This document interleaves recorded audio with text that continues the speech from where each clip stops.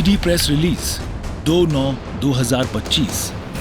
गौर से देखिए इस तारीख को, 2 सितंबर 2025। हम तो कुछ नहीं कहते, लेकिन ये ईडी की प्रेस रिलीज साफ साफ चीख चीख कर कह रही है कि बैंक के अंदर सफेद पोश बनकर बैठे लोग असल में क्या खेल खेल रहे थे।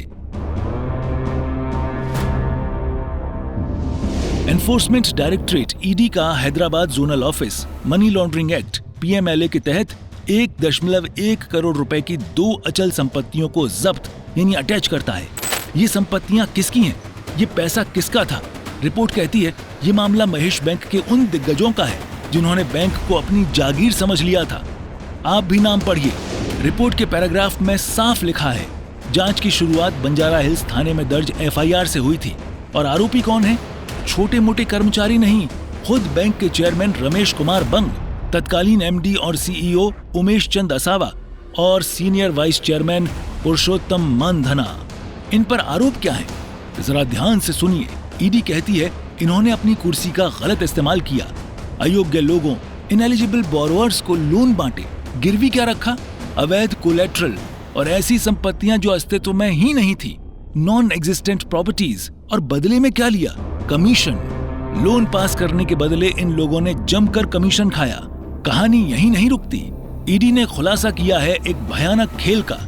ईडी की जांच में एक कंपनी का नाम सामने आया है, मैसर्स बायोमैक्स फ्यूल्स लिमिटेड को लोन दिया और बदले में क्या गिरवी रखा?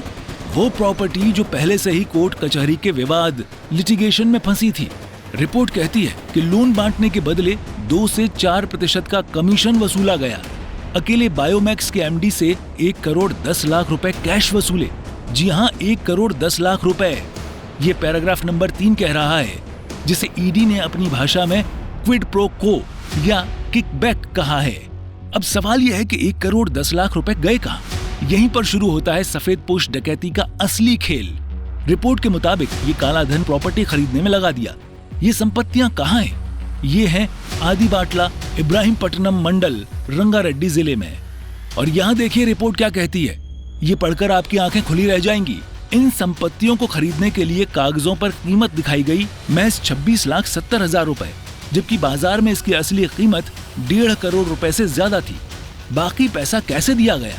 ईडी के शब्दों में सुनिए, क्लैंडस्टीन कैश पेमेंट्स यानी चोरी छिपे नकद भुगतान। मकसद साफ था, काले धन को सफेद धन के साथ मिला देना ताकि किसी को पता न चले। तो देखा आपने, हम तो कुछ नहीं कहते साहब, लेकिन ये रिपोर्ट चीख चीख कर कह रही है कि बैंक के अंदर क्या चल रहा था।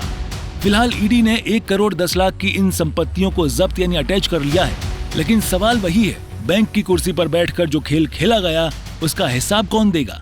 हम तो बस इतना कहेंगे, रिपोर्ट सब जानती है, आगे की जांच जारी है।